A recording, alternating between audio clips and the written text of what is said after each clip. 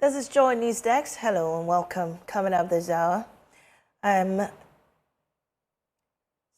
between lawyer Martin Kpebu and the Office of the Special Prosecutor continues as Martin Kpebu criticizes the OSP for what he describes as an unreasonable condition set for his release following his arrest on Wednesday.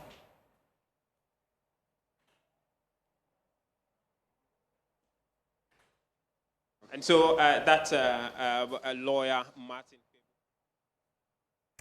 We have more on this as the OSP dismisses suggestions that the OSP is investigating itself. Also coming up, we have the women rising, breaking barriers, shaping the future dialogue. Do stay for details.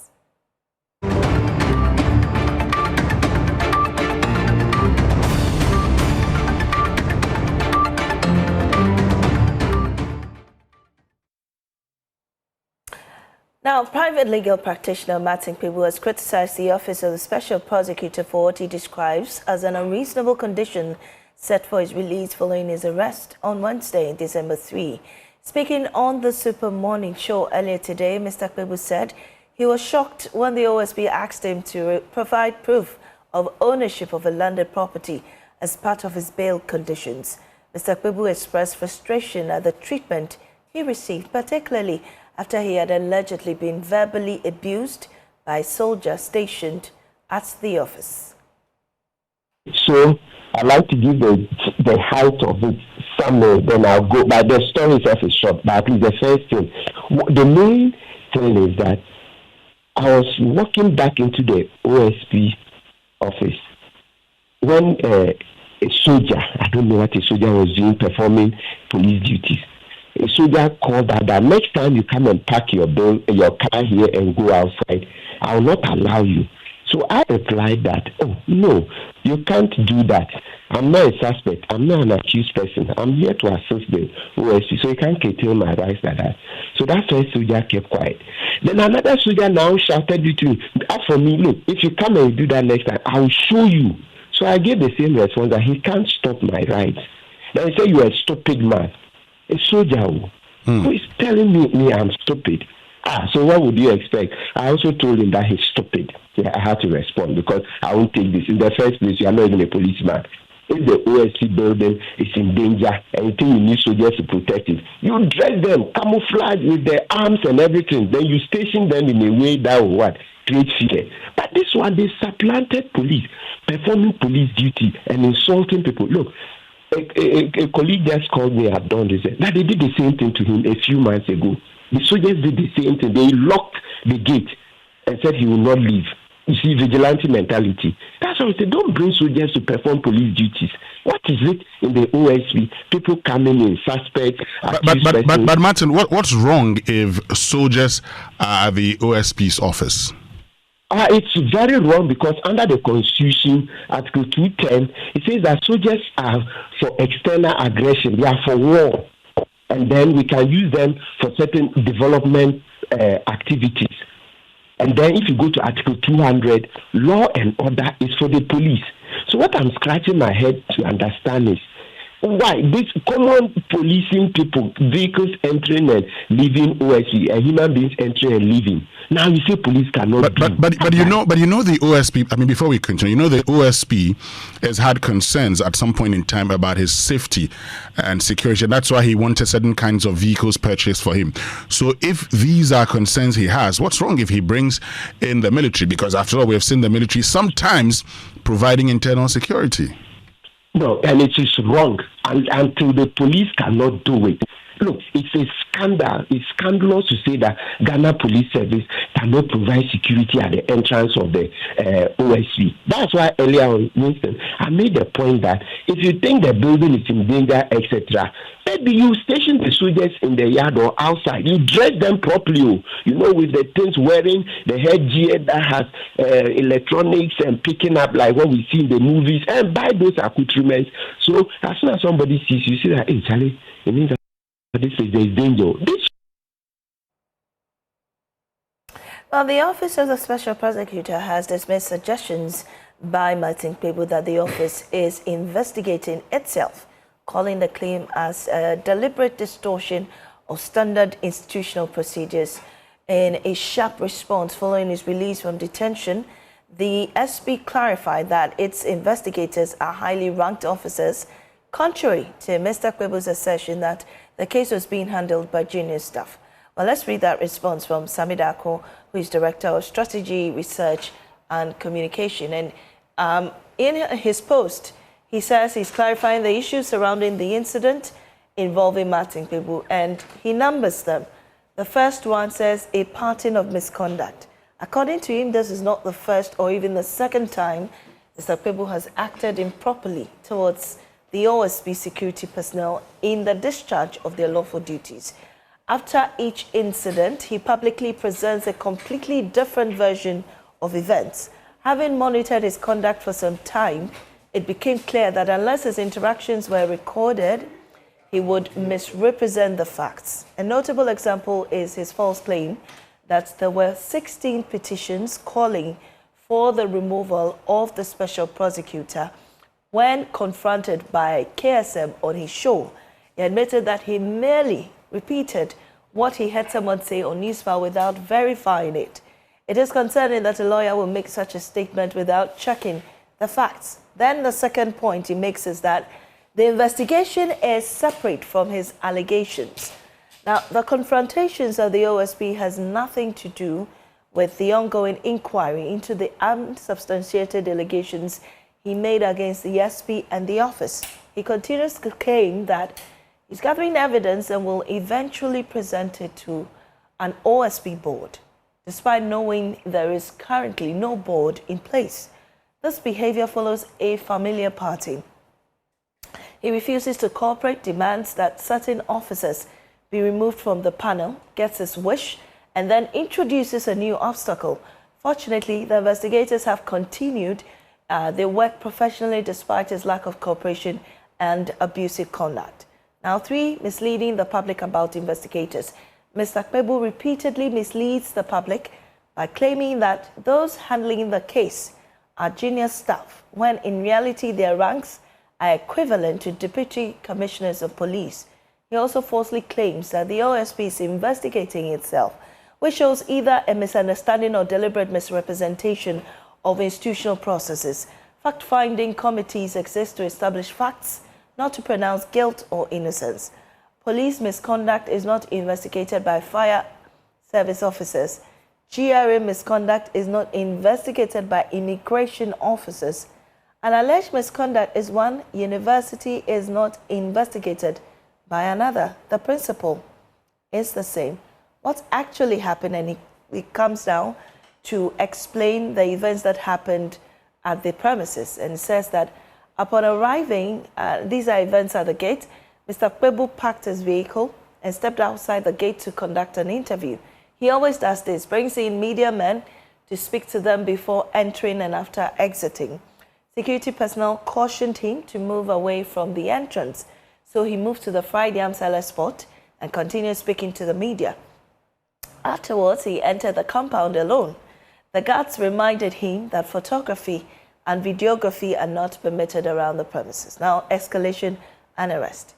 Now, the special prosecutor says he reacted angrily to the reminder and insulted the guards. They issued a formal warning about his conduct, but he insisted he could act as he pleased and threatened to report them. He told them they are nobodies, even their boss. Head of the agency is nobody and will be removed soon.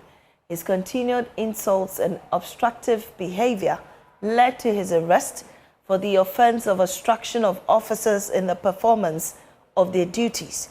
He was informed of his arrest on suspicion of obstruction in accordance with the law.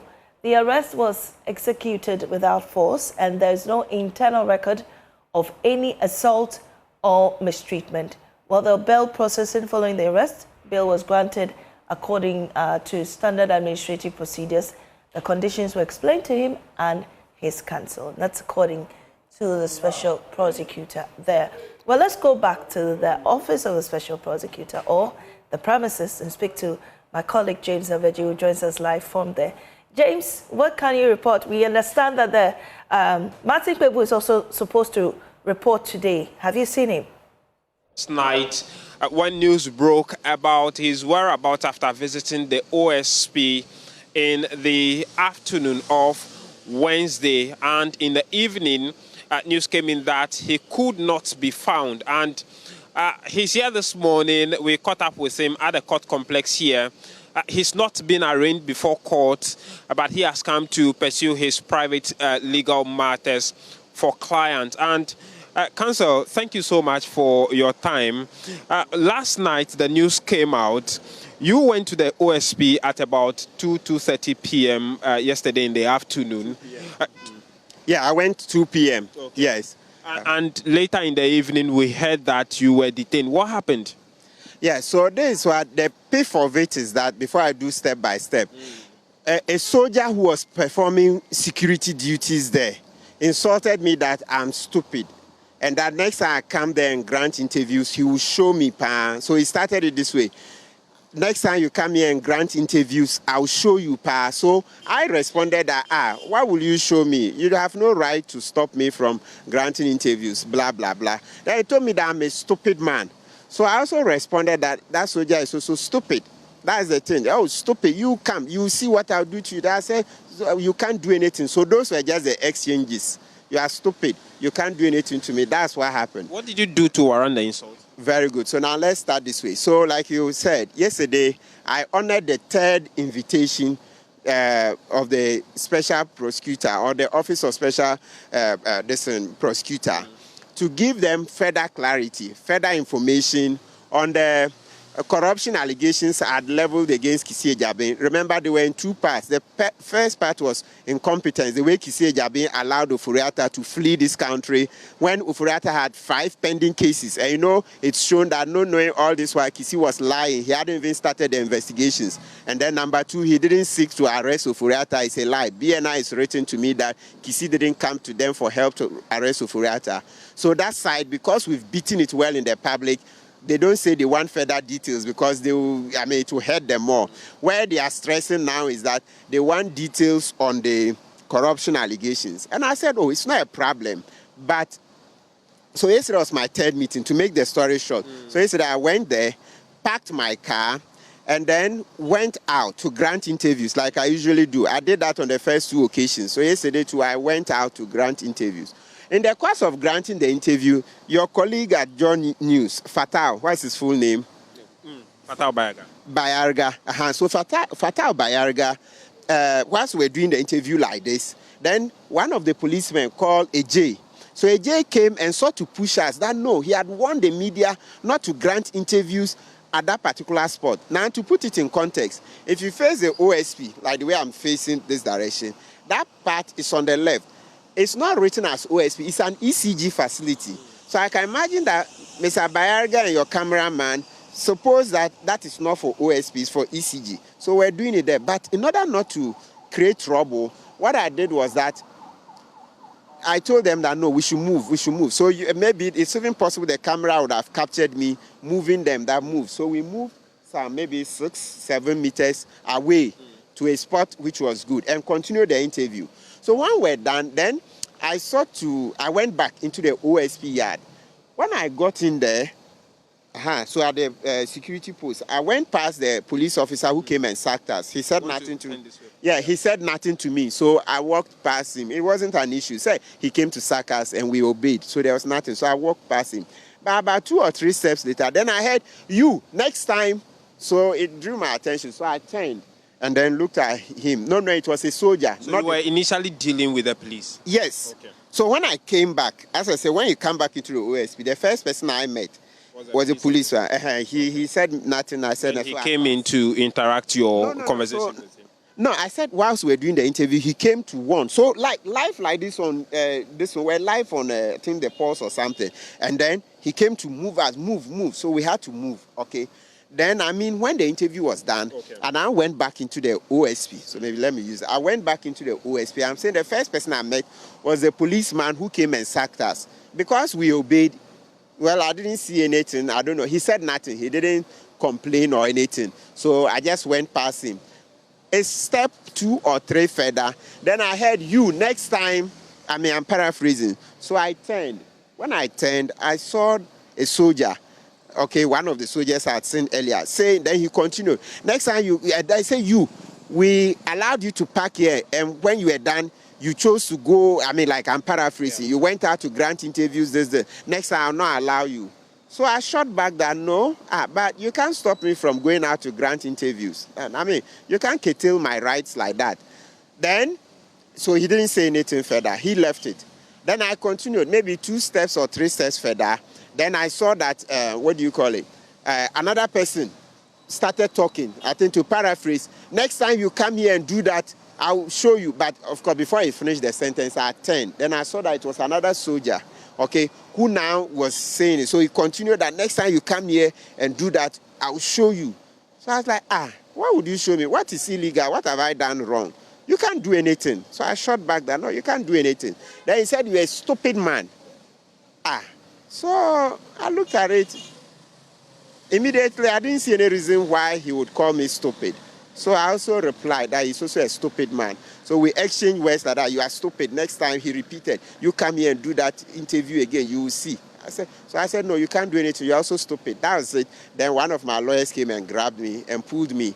Whilst we're walking away, so like the distance between myself and the soldier, maybe 4 or 5 meters away, right? Yeah, 5 meters at least.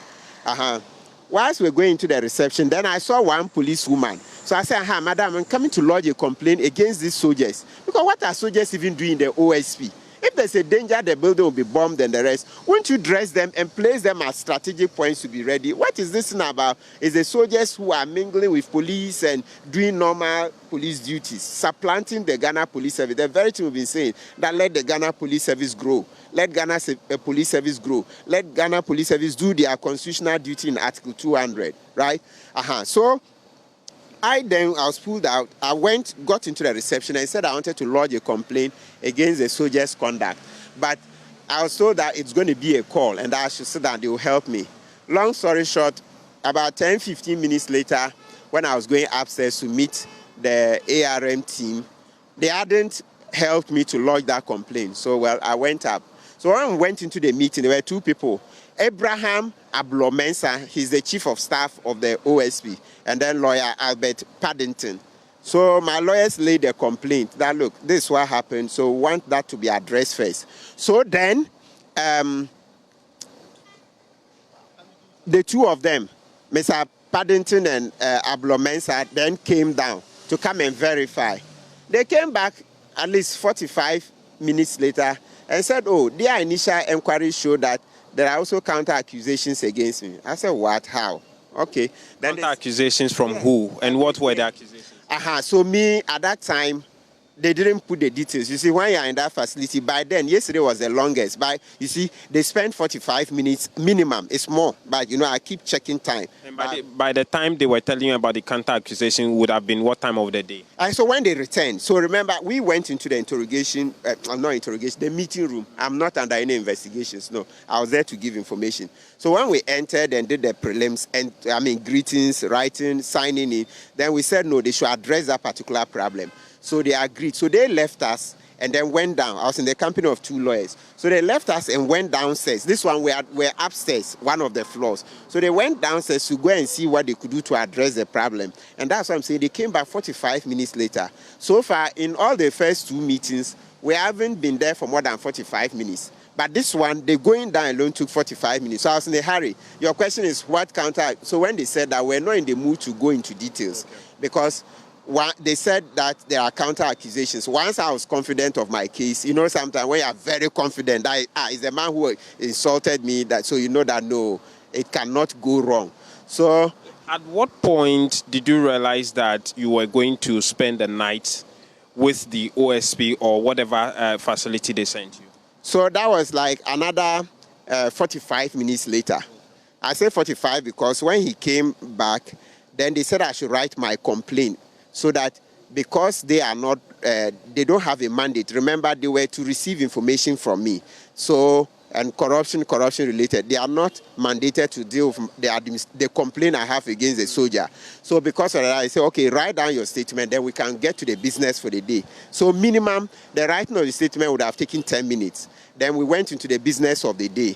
which was that, Mr. Kpebu bring the statements, the further information on the corruption-related things against Kissi Agyebeng, the office. Then, no, even they left out. They say, okay, this time, since you say you present a petition to the president, leave out Kissi Agyebeng. Why do you say OSP is corrupt and the rest? Then I said, oh, but we've told you in 2 previous meetings that we want to meet the board. We need an independent committee. These guys are subordinates to OSP.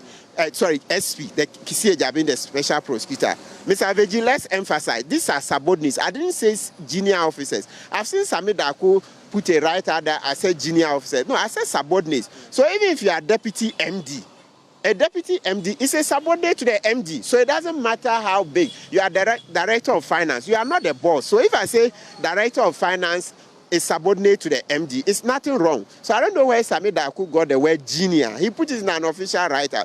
I'm daring Sami Daku to produce any tape where I said junior. It was this morning when I heard it for the first time. Then I even said, even if you want to use the word junior, it can be correct in a certain sentence. So let's say context. If let's say James Aveji, you are news editor, right? And then let's say you have a chief operation officer.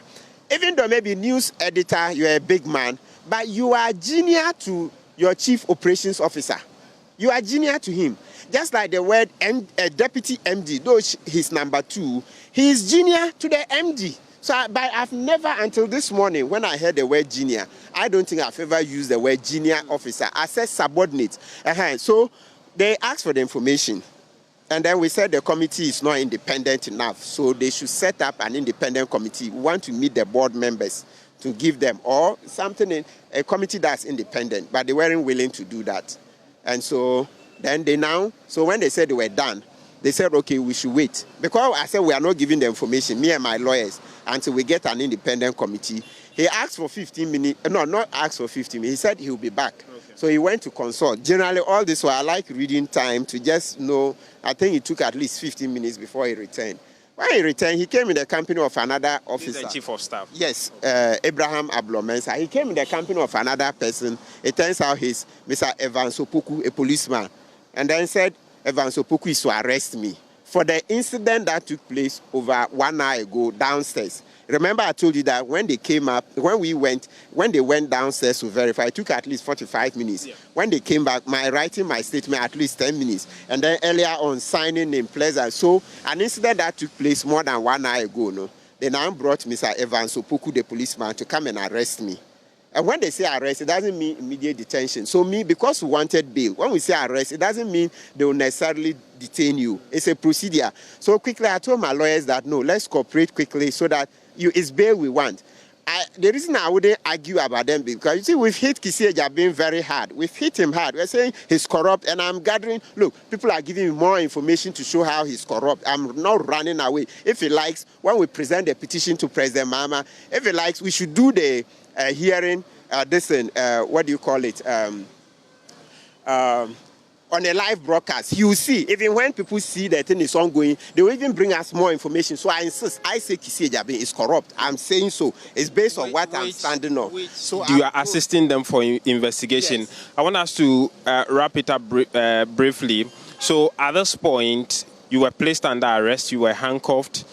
They had to change the police, the soldier escort, initial escort, into the police escort, and you were taken to the NIB office. What transpired at the NIB office? Oh, so when you go in there, they have to take you, process you, onboard you, like onboarding.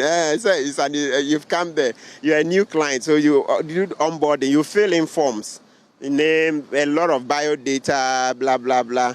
So when you are done, then they have to do a number of processes before they finally lock you in. So you were taken through that process. Yes. At what time of the day is this? So we got to NIB sometime, minimum will be about 7:25. Okay. So about 7:25, 7:30 thereabout. Okay. And you were released at about 10? Yes, at about 10 p.m. Yes. Within those 3 hours, so they said you were arrested, you have to provide a landed document with surety. Were they able to authenticate the document facilitating your release? What reason did they give you for releasing you despite their demands not being met? I wasn't given any reason, but it's obvious, you know. It's obvious that the public had heard it. TV3 was running a live broadcast. Social media was, on fire, asking for my release. So they felt it was public pressure. Not only that, there are other matters that for now will keep this out of the conversation. If not, that can overtake the conversation. Yes. The question most people are asking is, if you know the constitution of that board or the OSP investigating this is unlawful, why are you still subjecting yourself to their interrogation, to their meetings? Oh, I said, I'll not say illegal. I think that if they create an independent committee, I don't mind. You see, that's how I am. So you see, people were saying, don't go, Kpebu, don't go. But me, I'm that person. You see, that's the normal part of me. Oh, I like to obey rules. You want to prove a point? No. They say bring it. So I'm not scared to give them. It's not about proving a point. Where I'll be proving a point is sending the petition to the president. And then from the president, he will forward it to the Chief Justice within 7 days. And then Chief Justice will look into it. That's Section 15 of the OSP law. If there's a prima facie case, that's if it finds the allegations weighty, then they'll set up a committee. Then we'll go before the committee. I'll call my witnesses, blah, blah, blah, just like the way it happened in Justice Tokonu's case. So I'm not, if any point is to be proven, it is in the committee. So OSP, I just thought that I'm a citizen. I don't want it to be that, oh, you were making noise about corruption when we told you to bring it so that we investigate, you didn't go. What would you have described what happened yesterday? Some say it is an abuse of power, abuse of office by the Special Prosecutor. Is this something you agree with? You suffered. Absolutely. Oh, absolutely. That's obvious. That's obvious because the abuse, you see, let's even say me, the arrest itself is unnecessary, but let's say, you see how I am, I'm very objective, even against myself. If they think that what happened there, we should go to court, they want to investigate it, don't stop them. No, how will our country develop? Maybe out of this case, we'll now see where the merits lie. If a soldier insults a citizen, are we saying the citizen cannot reply? If the court so hold, we'll see. If the court say, no, you can't in the first place as a soldier, what are you even doing there, etc., so we'll see. So I cannot say that the decision to arrest is an abuse. Where the abuse arises is the bail conditions. Okay. And also the stalling. They decide to waste time. In the first place, when I finish writing my statement, this is a small offense, okay? So basically, exchange of words. I didn't attempt to hit the soldier. There was no physical altercation. It wasn't physical. I just spoke. No attempt to touch him, etc. So he just admit me to bail so that we'll continue from there. You believe alleged obstruction doesn't call for demand for landed property? Absolutely. So that's where I'm coming from. No, not landed property. Not like that. No. Not landed. And even when I gave it, they now shift. When I sought to, my office is just even a walking distance, about 10 minutes walk, okay, to the OSP. So when I told them I could produce the landed documents in 10 minutes, okay, then the guy agreed, but that's Abraham Ablomensa, he agreed. But later decided to go out to go and consult. I presume Alberta Kruger and co were the people he was consulting, Kissi Agyebeng, etc. He came back and said no. Now he changed it. Initially, I just said landed property, okay, whether bare land or house. But later now said, oh, even when you bring it, we want to go and verify. So if you say verification, Ms. Aveji, verification can take 1 month. If you do a search in Lands Commission and you don't go and pay a bribe on it, Master, it can take more than 1 month. You will not even get it. Would you consider taking the OSP on what has happened? We are obviously. So I'm reviewing all the facts.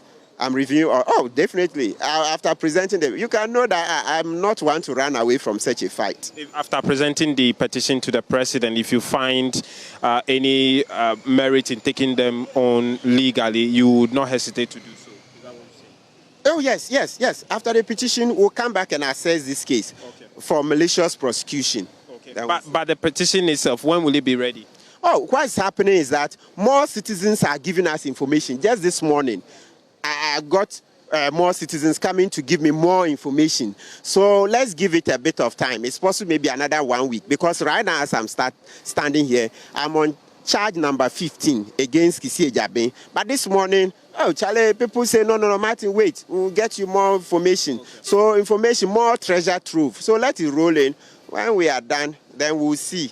Maybe we can give a week. We don't need to rush. By end of next week. Yes, it all depends. But each day, remember that people keep giving more information. So I look at the quality. When you call me and then you tell me I want to give you X, Y, Z, I weigh it.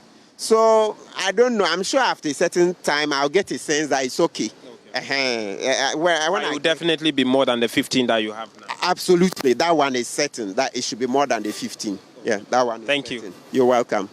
And so that's a lawyer, Martin Kpebu, private legal practitioner, telling us that key thing he's considering is to relook at what has happened on Wednesday and see if there will be some legal merit in there. And he would not hesitate to take the office of the Special Prosecutor on legally if he finds that his right has been abused, the bail condition especially has been abused as a way of correcting that incident that keep happening with investigative bodies, setting hefty bail conditions in order to curtail the right of victims or accused persons. And so that's the latest coming from him. He's billed to attend upon the OSP at 11 o'clock to continue with that interaction between the two. But he says that that will also be based on whether the committee will be reconstituted to have the board members on there or not. And that was James Aveji there interacting with private legal practitioner Martin Kpebu on his arrest at the OSP. And you heard him there debunking allegations that he was, exhibiting obstructive behavior as in response to the allegations being made by the Special Prosecutor or the Office of the Special Prosecutor.